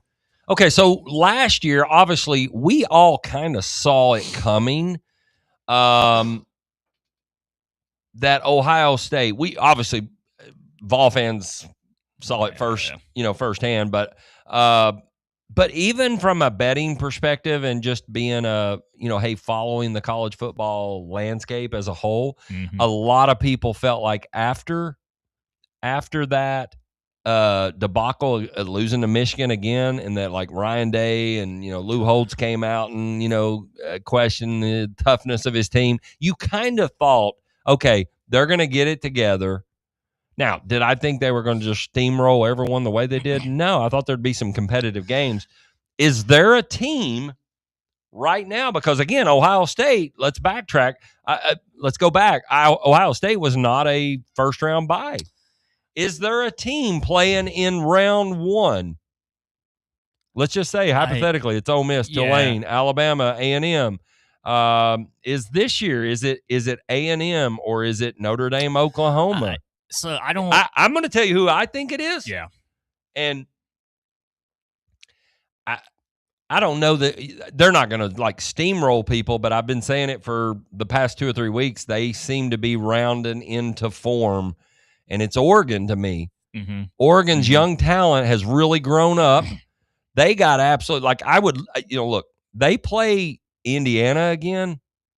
I think they take that really personal, and from a physicality standpoint, they got pushed around. Yeah, and on their own field. I'm just saying, like, I'm looking for value plays, like maybe. And honestly, I wouldn't be against. Part of me feels like Oklahoma's defense can control these games again, maybe against everybody outside of Ohio State. Yeah. So they've announced 3 of the 4 teams in the first round, or 3 of the 4 top seeds in the first round. All right, Oregon at 5, not really too much of a surprise. Yep. Ole Miss at 6, and then Texas A&M is at 7 as well. That's where FanDuel had it. FanDuel had, as you said, the exact same thing. I'm assuming it's going to be 8 will be Oklahoma. That'll drop in a second. That will drop. That'll drop here very, very soon. Looking at it right now, to be honest with you, I mean, if Kiffin had stayed at Ole Miss, I would say this is a dark horse team. I agree. That could be able to win the national championship. But I don't really, and Oklahoma's just announced as the 8 seed there you go. in that first round. But yeah, I mean, I just have too many questions with. It's about to get interesting though with 9, 10, 11, 12. Oh, yeah, absolutely. Yeah, absolutely. Everything has went, again, par for what we've been dropping on here and what FanDuel put out here. We are nothing surprising to this point, Drew. No. Will something surprising happen? Will obviously 9 will be Alabama more than likely. 10 will be Notre Dame. Will 11 be Tulane? Will 12 be James Madison? I think the big question is the committee going to allow a rematch of Notre Dame, Texas A&M? It's another thing to consider. I mean, they don't really have much of an option when it comes to like Tulane, for example, and James Madison because of Virginia losing. But are they going to allow to potentially have 3 rematches with Alabama playing Oklahoma, Tulane playing Ole Miss, and Notre Dame playing A&M? And I don't know if they will. I mean, there's going to be at least one. There's not a doubt about that. And there it is. It is official. Wow. Alabama, the 9 seed, playing Oklahoma. Wait. How are they playing? Because on this, it has the 10 seed playing Oklahoma. I think that was that was the FanDuel. Yeah. Okay. Yeah. Oh wow. And they're actually pulling it in live right here. Yeah. So you're right. So Alabama will play Oklahoma. Alabama play Oklahoma. The winner of that will play Indiana in the Rose Bowl. Woo! So now where does that put? Oh, so they haven't announced. They haven't announced yet, but this makes me think that 10 seed is. I mean, most likely they're going to have a rematch of Notre Dame playing Texas A&M, and then another rematch of Tulane playing Ole Miss. 3 regular season rematches, which I'm going to be honest with you, I don't know how I feel about that. This idea that like a 3-loss Alabama team who 2 of their losses they lost, by multiple possessions over a Notre Dame team that lost to Texas A&M by 1 point, and and also losing by I believe it was 6 points to Miami at the start of the season. I don't understand how the committee allows Alabama to get a higher seed than Notre Dame personally, but I'm sure they're probably going to find a way to, get themselves out of this hole and explain it. Yeah. But yeah, we're just waiting right now for the 12, the 11. Oh, wow. Miami took the 10 seed. Woo! Wow. So Miami that took is the 10. That means Notre Dame is going to be out of the playoff. Wow. Yeah, they have locked all of the wow. Whoa. That is crazy. So Notre Dame will play. They're out. No, not Notre Dame. I'm sorry. Miami is the 10 seed? They will be playing Texas A&M. The winner will play Ohio State in the quarterfinals. Wow. You know what? I'm here for it though. Yep. Oh my goodness. Here's the crazy thing though. If you use the ESPN analytics, Notre Dame is better in every single category. Third in FPI, strength of record is higher than Notre Dame or than Miami of 13th. Fifth in GC, and strength of schedule, Notre Dame has a higher strength of schedule than Miami. But it looks like they're using the head-to-head, and man, you got to feel for Notre Dame in the situation, who's just played great football coming off 10 straight wins, and they got hosed. I mean, they got hosed. I would have never, gun to my head, I would have never, you have to put a wager down. Notre Dame would have been in. I did not see that coming. I thought we were going to see Miami. All right, so we're waiting on 11 and 12. We pretty much feel that's going to be Tulane and James Madison. Yeah. Yeah. In that order, I should say. I don't see them putting in 2 ACC teams. With Duke. No, Duke. No, Duke's not getting in. Wow, I cannot believe they put in Miami over Notre Dame. Woo, man! I mean, you talking about insane talk shows? Listen, Sunday. You want to talk about stealing some of the NFL? Sunday on a Sunday, that just happened, and that never happens. Never happens to the NFL. The NFL is king with all the ratings and everything. They're very orchestrated when they drop news. Now I got to wonder. I mean, is Brett Favre coming out of retirement? Something crazy today. Brady's coming out of the booth. The NFL is going to try to counter with something today. What will they counter with? Tulane announced as the 11th seed, and so this makes everyone assume that James Madison is going to be the 12th seed. It still has yet to be announced. It's going to be interesting to see on who they have as the first team out and the second team out as well. Wow. But man, the thing is too, it's just minus 3,000. An hour ago, Notre Dame was minus 3,000. Can you imagine? I mean, who would lay a wager of minus 3,000? All right, hit us. All right. What is it? We're in the final moments here of the final seed college football playoff. Of the college football playoff. Fanrun Radio. This is crazy. This is crazy right here. I mean, we're like kids on Christmas morning. I mean, exactly.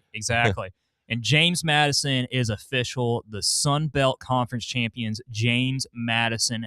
I think they're the Dukes. The Dukes will be playing the Ducks in Eugene, the Oregon. Dukes Ducks in the Dukes Mayo Bowl. I mean, no, incredible. It is incredible accomplishment for them. Yes. More power to them. I agree. Thanks, Fanrun Drew, is for dropping those as those happen. If you weren't able to be in front of a screen and you were driving and listening to us, there you have it. Fanrun Drew, bringing it to you.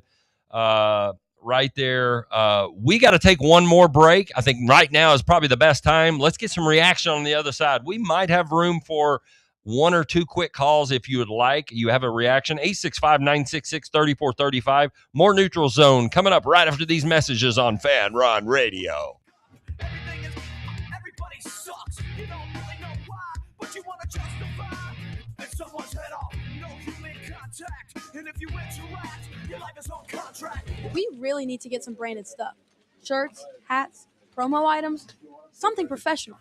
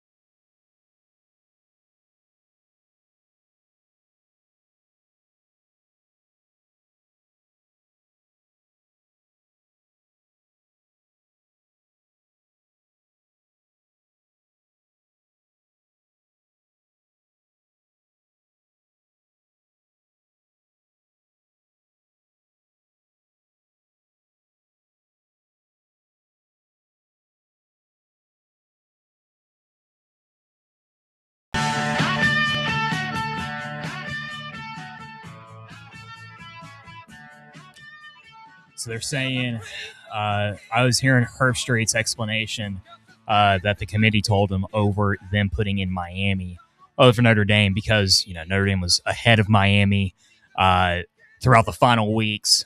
But I guess the committee said was that because of the fact that Miami beat Notre Dame at the start of the season, they looked at the head-to-head and gave them the jump over Notre Dame, which I understand the logic. Obviously, head-to-head matchups should matter, of course, but you got to look at things bigger picture as a whole.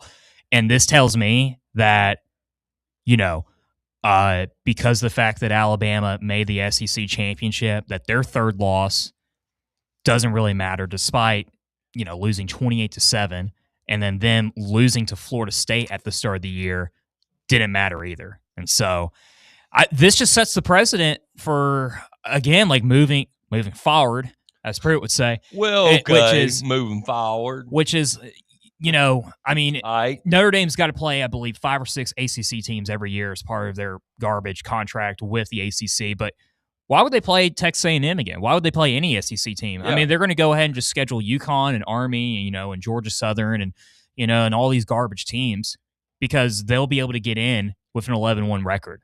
And so, I don't know. I'm so conflicted because I really feel like Notre Dame, if they played each other again this year, that Notre Dame would beat Miami by a decent margin too. But I guess we'll never find out.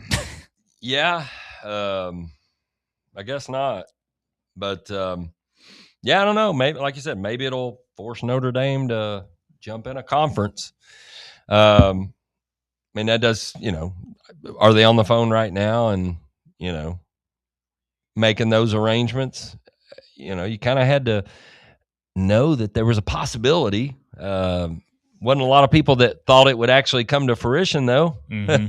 Being, a non, Irish fan or shall I say, a Hurricane. Throw up the U, baby. You think Michael Irvin's doing right now? I mean, just he's in there cranking, getting the noise. I'm sure he's probably hitting the ski slopes for sure. So yes, no question. Hey, so I know that's kind of taking center stage, but we do have some NFL games. A lot of 1:00 games. Again, we'll just kind of we'll bypass. I do like anytime touchdown. You can get it really good money on Devon Achane. Mm-hmm. I would also love his yardage. You could get him to go 70, 80 yards, whatever. Ladder that up. Pittsburgh-Baltimore is another huge game. I mean, you've got two teams, 6-6, right there tied. Baltimore is a favorite. Pittsburgh is a little banged up. But Baltimore should take care of business at home. Mm-hmm. But, they've just been and I don't want to jinx this next game because I have Tampa. I need them. In Survivor League. But they are hosting the Saints. And, of course, Indianapolis, Jacksonville. That is another huge game. Again, tied atop right there. Houston's knocking on the door. I think a lot of people would even argue Houston is the bigger threat to get in the playoffs and do damage with that defense. And now that, Stroud seems to be, kind of getting it together. Jaden Higgins, the rookie out of Iowa State, has really blossomed and come on the screen, giving them a number 2 option, opposite of Nico Collins. And then there are your Titans at 1-11 against Cleveland. You really do not. You need to root for the dog pound. You got to root for Cleveland. Why would anybody as a Titan fan root for the Titans today? You need those first 2 picks. We need to lose every single game from here on out. And the funny thing is, I was talking to a couple of buddies this week. I was like, man, this might be the worst football game of the season out of any NFL slate. But mind you, there is one game on the Titans schedule that is going to be worse than this one. And it is going to be Battle of Mid, Titans-Saints on Christmas week. Oh, jeez. In Nashville, mind you. Hey, so FanDuel has updated. We'll go back to college football. The first round games. A&M 3.5 point favorite over Miami. You know what I'd say interesting to that? I though I'm happy Miami got in versus Notre Dame. If that, let's just say hypothetically, if Notre Dame were in that spot as the 12th seed against A&M at A&M, I think they might only be like a 1.5. I think the game would be Notre Dame might even be favored in that game. Small favorite out that, but so then now they have the Tulane Ole Miss, which they had up earlier, 17.5 Ole Miss. Oregon and James Madison was already matched up.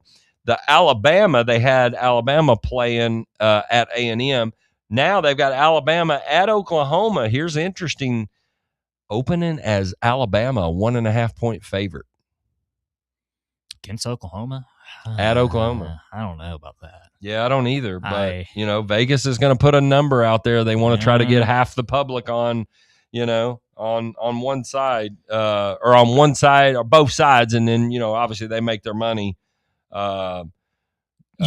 hoping that a public play is just overwhelming, lots of money come in, and then they get the team, that's how they make their money. We were asking about that question before our break about if there was a first round team that we think kind of like do what Ohio State did last year, which is like just go on a run and win the national championship. And I will make the argument, by the way, that I think the first round teams actually have an advantage of playing that first game because of just getting the flow of things. I do too. And, not playing football for, essentially an entire month. Yeah. And with such huge, so you get what, 2 weeks, and then you'll get another week between. I think it's set up nice for a first round team. A non-bye team. I think Oregon's probably going to be the safest bet, although I feel like Texas defense is going to be a pretty interesting matchup in that one if they do face each other. Texas Tech? Yeah. Who would they have in the second round? Texas Tech will either play Oregon or James Madison. But would we have that discussion about Alabama being that team that could maybe go on a run? I hate to say it, but Ty Simpson is a good quarterback. I think they just got ahead of just an unbelievable Kirby Smart team that was motivated as hell after that loss at home. But man, they got the talent to do it. There's no disputing that. And and maybe Oklahoma is that dark horse, but I just don't see with a quarterback that only has 4 fingers, like it has like a sprained thumb, and maybe he's healed a lot, and it would be 3 weeks. That could be able to put up the same numbers that he did at the start of the season where he was an early on Heisman favorite. Because I don't think Ole Miss will. I don't trust Golding at all. I think Golding is just not a very good football coach, and I think he's going to be over his head as a head coach. He wasn't even really that good of a coordinator, defense coordinator, both at Ole Miss and Alabama. And I have zero hope in Marcel Reed at quarterback for Texas A&M as well. And Carson Beck at Miami is just going to do Carson Beck things when when the pressure comes. 100%. So back to the 1 o'clock. Like I said, there's 1 o'clock game. Seattle at Atlanta. Again, Seattle's been road warriors. They should win that game, but who knows? Penix is questionable. I don't even think he's playing. The interesting game to me, if you can find it, it's on Fox now. Whether or not it'll be Fox here locally, Cincinnati Buffalo is expected to be a snow game, so we shall see. 4 o'clock slate. Chicago Green Bay again. Chicago in first place, man. 9-3. I think Green Bay gets them today. I'm with you. Nothing would surprise me, though. The Rams should steamroll Arizona. Yeah. Absolutely Arizona.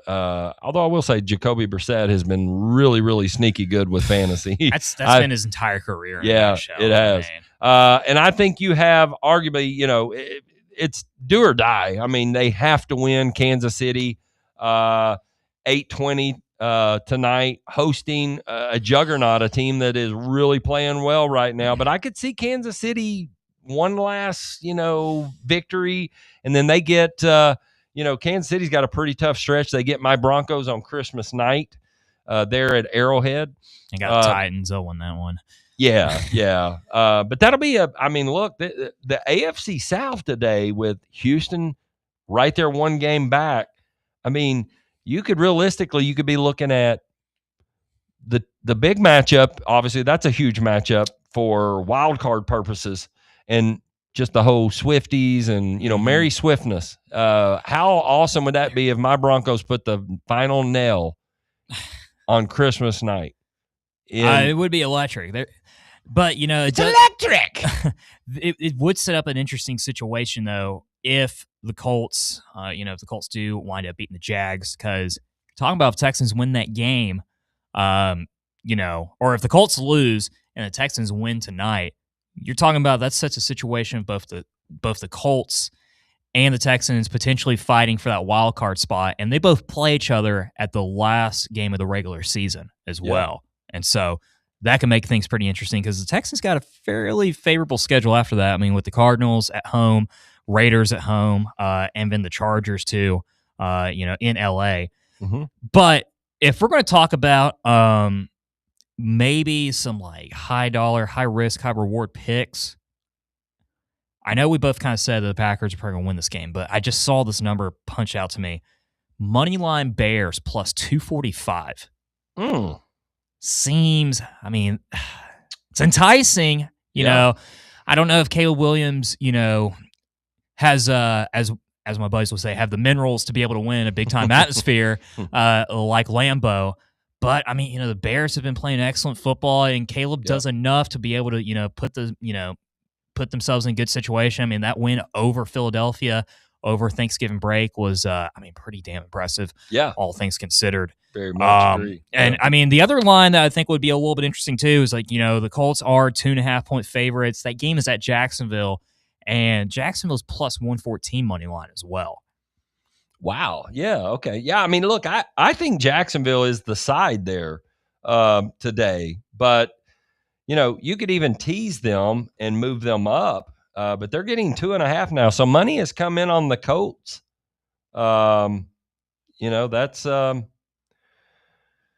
That's interesting because I did not see that with I thought all week, I thought sharp money would come in late on Jacksonville. They've just played better. But you know what? And it's because Daniel Jones is, how mobile is he? Because I think Jacksonville is they're tough to run on. They're one of the top 7 rush defenses. And I wonder if, are they going to be able to just stop him enough to force Daniel Jones to beat him? So they might be able to. I mean, it's just, I don't know. I just don't really have the confidence of and granted, I'm probably going to wind up starting him, but just Trevor Lawrence being able to put 3 consecutive good performances in a row. That's where I'd be concerned. He's just not consistent enough. No, he's not. Now I will say he has developed a nice rapport with Jacoby Myers. He has really come on, and he's always been a good receiver. I mean, he's been solid. Having watched a divisional team like the Raiders, he's not been their problem. I mean, you could argue with him and the tight end there with Oakland if they had an offensive line and a competent quarterback. They were kind of dealt the cards, and when you lose a Derek Carr who you thought, oh, I'm going to have this guy for a few more years, and then gets traded to the Saints, and so they've just never been able to fix if you don't have the offensive line in big boy college football, really high school football, and the pros, you're doomed. I mean, you're just doomed. So what are your thoughts too? You got your it'll be interesting to see Deshaun Watson set for return to the Browns in 2026. Well, in fairness, they gave him that absolutely ridiculous contract. What was it? 5 years ago now? It was, yeah. And so they don't really have a choice. So it was either giving him his buyout money, which probably would have been at least $20-30 million, or just having him just ride the bench as a third string quarterback. Crazy. Yeah. And so I don't know. I mean, I think probably if I'm going to go for crazy kind of picks, I might honestly throw $5 on that Bears money line at plus 245. I mean, why not? People keep doubting them. If there's any underdog that is like, more than 3 points, which I would consider a heavy underdog, if there's any heavy underdog in this game or this week that I feel like can be able to pull off an upset, it is certainly them. Like I don't see the Cardinals winning. I most certainly don't see the Raiders winning either. And the Bengals have so many issues too on the offensive side of the ball that like it, and with the snowmageddon that they're going to have over there in Buffalo, will just make it just way too overwhelming for them to come out with a victory. And so you can maybe make the argument the Steelers playing a divisional matchup against the Ravens. They're 5.5-point dogs, so maybe they can make things a little bit interesting. But I just feel like that Chicago has a little bit of a more reliable, quarterback situation and offense than as opposed to Pittsburgh. Myles Garrett going for the sack record to get a sack today. Hammer it. Yeah. Minus 580 to get one sack today. But yeah, I would. In fact, I'm going to put another one out there that you could get really good plus odds right now based on his matchups. Not only did I say he was going to help you win a fantasy football championship, but Devon Achane, if he plays normal reps and finishes out with the schedule he has, I think, with the schedule Taylor has and James Cook has a pretty tough playoff schedule, though I like him to feast today. He should. Mm-hmm. Right now you're sitting there with, he's sitting in the same kind of spot where you could get him at like plus 300, plus 350, I believe, to lead the league in rushing yards. And I think it could happen. So, there's some moving parts, but I think there's also some opportunity, to get, but yeah, minus 580 to get a sack today. I wouldn't touch that. He should eat against their offensive line. But you're like, okay, protect my franchise quarterback. Don't let him get killed today. Anything else that you like or that you see in any of these in the slate today? Kind of looking here. Maybe because I'm biased because I have Kenneth Gainwell on my fantasy team, but maybe him getting an anytime touchdown. Yeah, I really like him for fantasy playoff matchups. If you have him, hang on to him. I like him next week. He's got really good matchups. He's plus 285 on DraftKings for about the same odds as Lamar Jackson for an anytime touchdown. So nice, a little bit intriguing there for sure.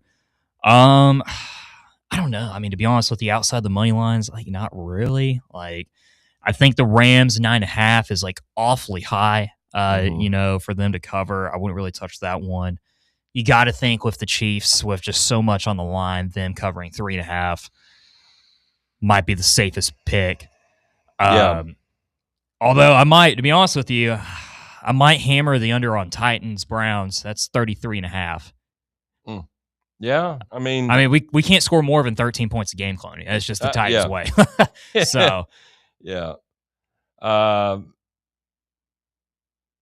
Okay, so another angle. Would you take the over? We'll do this quick. Over in that Washington and Minnesota, I believe it is 43.5. That could be sneaky.